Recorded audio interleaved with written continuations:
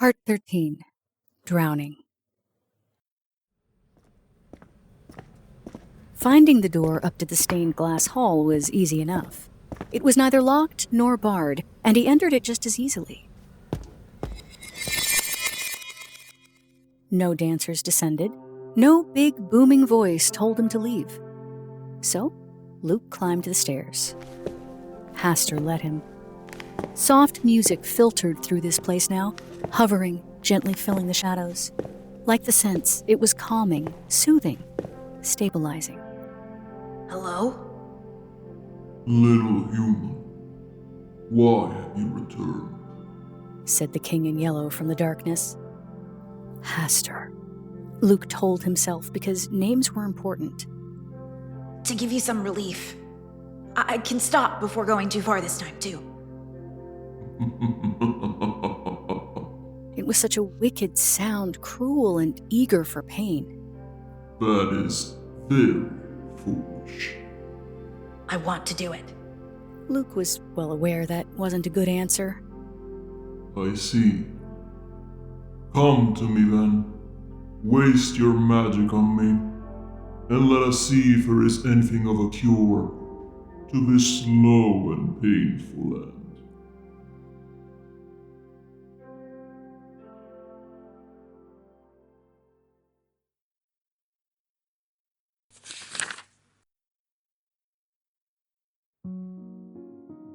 He was not, as he'd thought, able to judge when to stop, and passed out, or was made unconscious. He still sat with the king for an hour, trying, pouring his magic, blue in his mind vision, into that gold. Then he woke, staggered back down, and went to bed. He did it again the next night, and the next, and the next. No one asked him where he'd been. He knew, or believed, that he was making a difference, and that was all the accolades he needed. They didn't really talk. Every night, Hastur let him in, and every night, Hastur said the same thing. Waste your magic on me, and let us see if there is anything of a cure to this slow and painful end. Luke didn't believe it was a waste. Besides, he had more magic to spend now thanks to Oscar's training. Dennis was still unhappy, but he trained Luke as he had been, working on the physical aspect. Luke was just glad to have Dennis back, even if he did refuse to speak about Oscar. Well, that's who I wanted to bring back. He answered just once. But I don't understand how he's here. I didn't find him. He wasn't home. And that was all he'd say on the matter.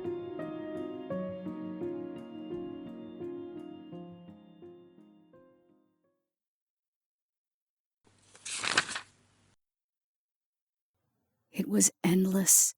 More monsters arrived by the week, and the new moon neared. Oscar would be leaving soon. Luke tried not to think about it. In the middle of dinner one night, they were ordered to play battleships, and that's when Luke learned the arena could be flooded. Everyone had small boats, basic and creaking wood that slowly leaked, that tipped its occupants out with startling ease, that bobbed unsteadily on choppy water made choppy by the monsters that now swam it. Monsters with back ridges, each fin bigger than his tiny boat, which swam just shallowly enough to disturb the water as they slid beneath his bow like a deadly tease. Steady. This changes things a bit. You're going to feel people drowning. You've got to stay strong and focus on Arthur. Luke would try. A small boat, propelled by magic and its hooting owners, sped past, splashing them. Luke gasped at the cold. Arthur had his own boat. Every single other vessel carried a minimum of 3, but not his. Dennis, back to his usual smile, had handed out the assignments. The third wheel in Oscar and Luke's boat was clearly not pleased by this. A large, furry beast, its features goat-like and its hands bear claws. It hunched in the stern, scowling at them. Focus. Here we go. And on cue, the trumpet rang. Those who had the power to propel their boats did at once, at each other, completely reckless and sure. The first crash resulted in immediate casualty. 4 people went in the water, 2 grappled, bloody atop the wreckage. And then whatever lurked below raised enormous, spiky tentacles from the water to simply take the people who fell overboard. Luke hyperventilated, briefly overwhelmed. They were being eaten. Pain and suffering, life being chewed away. He caught movement from the corner of his eye and turned in time to see their boat partner lunge at him. And then it shouted, fell to its side in the boat, and howled in pain. Luke cataloged its injuries instinctively. The vessels in its legs had been expanded until they exploded, hemorrhaging. The tendons were taut, stretched as if cramping. The joints of its toes were suddenly scar-filled and impossible to bend. Oscar looked down at it, frowning, a very serious face, a truly grim face, as if he hadn't wanted to do this, but had no choice. We are on your side, sir. We're in this boat together, literally. I'll thank you not to try that again. Luke saw. He looked up at Oscar with wonder in his face. We don't kill unnecessarily. Keep an eye out now. Using paddles, they kept their boat inside of Arthur, who had abandoned his own boat to leap into someone else's armed with his paddle, and proceeded to knock all of them into the water. It churned. Blood bubbled, foaming, rising. Arthur had taken damage. He was gasping, bleeding, one eye hid under a waterfall of blood from his scalp. Luke looked, and Oscar healed. And Luke saw how he did it. Loved the precision, observed the control. Arthur nodded his thanks, then paddled after another boat. Someone's rammed into theirs. Luke fell next to the fur guy. Before the attackers could board, they shouted, all of them, and collapsed into their boat. Oscar handed Luke his dropped paddle. Luke rose, shaken, and paddled with him. You're really fast. I have to be. Arthur had changed boats again and was latched onto some enormous potato-looking thing, biting. Yes, Luke thought, biting deep into that thing's side. He knows where to strike. Luke. It wasn't random, Arthur's attack point. There was some organ close to the skin there, fragile, somehow involved with reproduction, and Arthur digging into that meant the potato being would be down and out from blood loss quickly. Yikes. Arthur slid off. The potato guy collapsed. And Arthur was paddling again.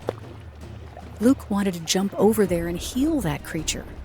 He wanted to heal the one behind him. Wouldn't they be grateful? Surely they would. He'd been told they'd attack, but why when they'd just been helped? Then he caught the look from the guy on the bottom of their boat and was reminded the warnings had been right. The look was envy and hate. It was venom and heat. There was nothing in it of hope or help or pleading. No softness. Steady. Oscar pulled his attention back. The goal, to bring one's ship to the dock on the opposite side, was nearly in reach now. It'd already be there if not for Arthur. Let's just focus. Oscar frowned. John isn't helping as he should. John, he's real? Oh, yes. He's... The dark shape under the water suddenly surfaced, and everything went to hell. All the boats clustered near that far dock flipped, dumping occupants. Tentacles rose, ready for the smorgasbord. Everyone in the water changed target from one another to the water beasts. Suddenly, only reaching the safety of the docks mattered. Oscar was a strong swimmer in spite of missing an arm, and he made it there. Then, one-handed, pulled Luke up. All around them, warriors climbed out of the water. All around them, others failed and were pulled down. And Arthur... Someone had set their sights on Arthur instead of the monsters or the dock. Someone who swam up and attacked him from behind, and they both went under. No! Luke lurched forward. Oscar pulled him back. If you go in, you can't reach them in time. Watch. Use your power when you see them, and watch! He was right, it was too far, but still, Luke shook, staring at the wild water, bloody and frothing, and watched, stared, looked. Arthur surfaced, but he wasn't moving well. His face was blue, and blood streamed from his eyes. Almost immediately, he went under again. Come on, Arthur. Oscar focused hard. Luke looked harder. He couldn't fully see. Arthur was... In a flash, a searing blip of electric blue, Luke saw past the waves and past the froth to Arthur himself, to Arthur's bright red body misshapen by wounds, by black holes where something had tried to eat him. Arthur was actively dying, and Oscar had him alive by the skin of his teeth. The world went muffled, darkening all along its edges to highlight that one spot of bloody water. And before he could think through what he was doing, Luke jumped in. He could swim, damn it, and he did so now. Under the surface, the water was horrible, filthy, filled with flecks of who knew what and clouds of viscera, and Arthur hung in the water, tight like a shrimp, a cloud of blood rising from his mouth. Luke swam to him, kicked up to get a breath, and went back down. Arthur, something had taken a chunk out of his right side. He was missing so much. Luke didn't think. With everything in him, he focused on Arthur's heart, on Arthur's flesh, on missing things that would have to be fucking regrown. It was overwhelming for 1 second. Then it wasn't. Oscar would keep Arthur alive, so Luke could focus on what needed to be done. It only made sense to push as much of himself into this as possible. Luke forgot about breathing. He forgot about the flailing, seeking tentacles in the water and the desperate warriors fighting to survive. He forgot everything except Arthur's body and Arthur's life. He knew organs, knew them, as if he'd been making them all his life, and he knew how to do this. Could. Had to. Would. Arthur would not be dying tonight. Luke found himself pulled abruptly onto the dock. Oscar jumped back in and returned with Arthur a moment later, and with Luke's help, got him out of the water. Luke had sealed him up. Luke had replaced Arthur's organs. Arthur moaned, miserable, clutching his side. Nearly there. Finer blood vessels and the lymphatic system and the like. Almost there. Luke wasn't done. He was dizzy, but together they could do this. Arthur would not die tonight. But damn, that drain was a problem, getting in his way. It just wouldn't stop, and for whatever reason, right now that Arthur was in danger of his life, it seemed to be pulling even harder. Breathe. Oscar ordered Arthur, channeling healing. That stupid drain, pulling on Arthur's life force like a living thing. Fuck. It was venomous. Luke, focus. Find the damage the poison is doing and counter it. You can do it. Looking that closely told Luke more than he'd known before. He could see the thread of that drain actively eating Arthur's life. He could see it, find it, follow it to its source, locked somehow behind Arthur's eyes. Arthur couldn't afford the drain right now. Not now. Easy. All around them, chaos, shouting. There were no more boats now, but only wreckage, and all survivors huddled on the docks. Luke could just see where it was. Yes, tangles. The drain had tied itself to things, threading through and around Arthur on the cellular level. But this wasn't honestly any different than the cancer Luke had treated in Celiphaeus. It slid thin threads of itself beneath every follicle, around every vein, but Luke could see them, and he knew what he had to do. The drain was desperate. The moment he tried to untangle, it went nuts, desperate, searing. Its hunger scared him. Its fear captured him. Its desperation warned him. And somehow, Luke began throwing stuff into its grasping claws, filling its hands with soma, keeping it from grabbing at Arthur or at him because it tried. And Luke didn't think about where he was getting the stuff, only that it was needed more and more. And Luke kept grabbing and kept untangling. And suddenly Arthur arched off the dock with a gasp, his eyes flying open, and he screamed. And someone else roared and came from a deep, big bass God voice, and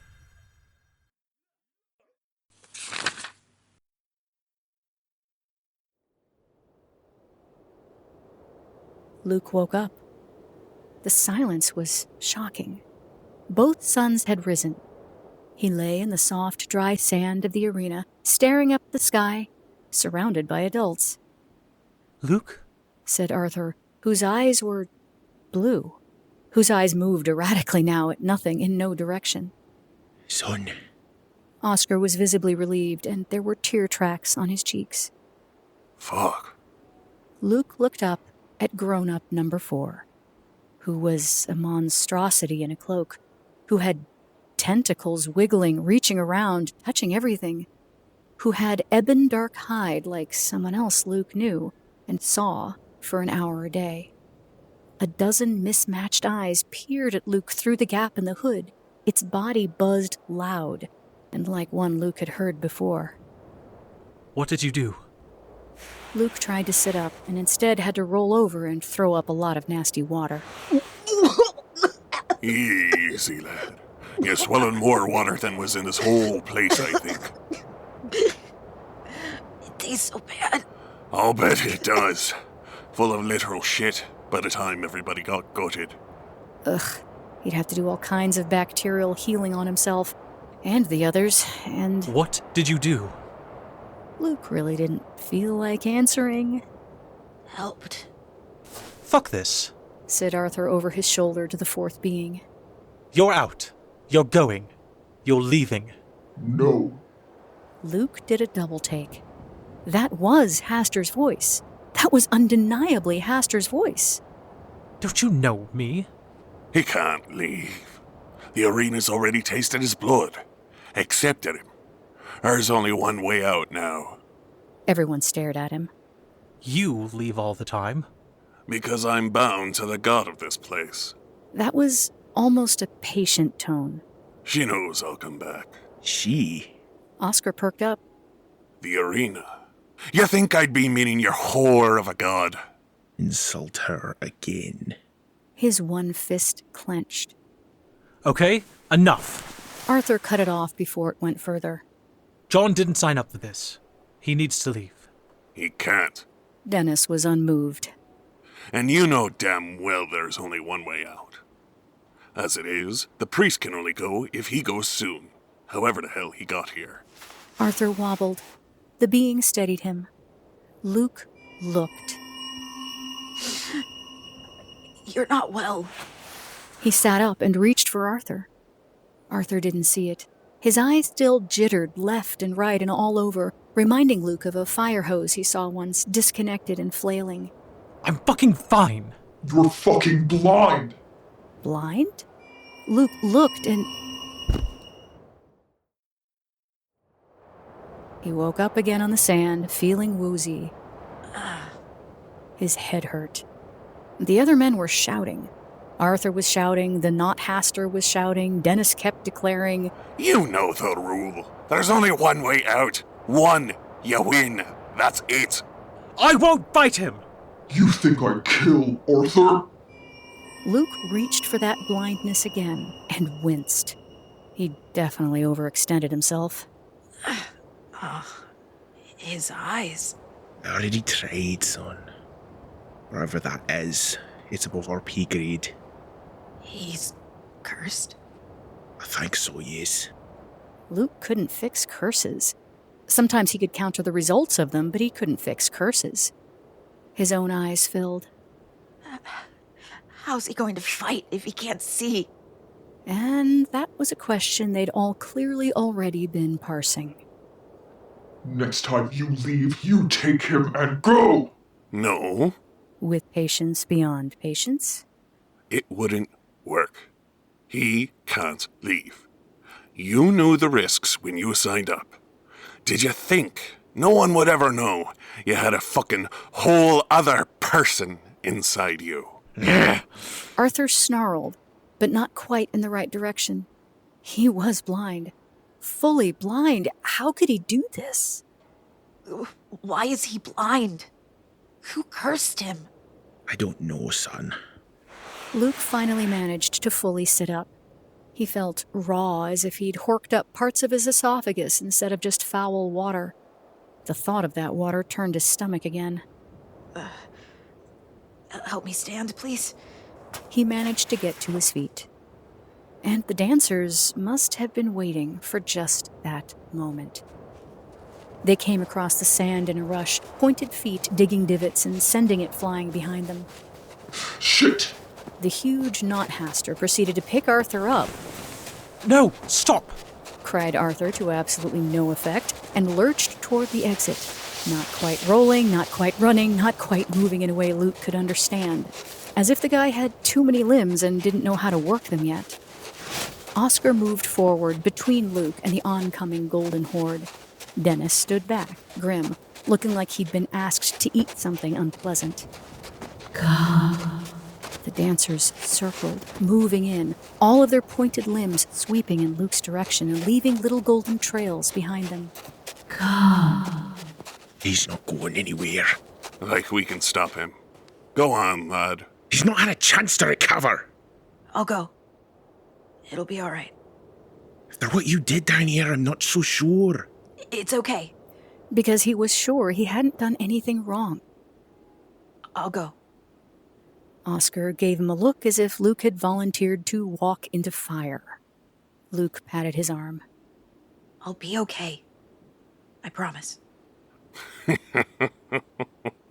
Now, that's faith. Innit, priest? What is your problem? You can't be here. I didn't bring you. Whoever let you in used my blood somehow. I've got a lot of problems with all of it. The dancers moved closer, their voices no longer in sync.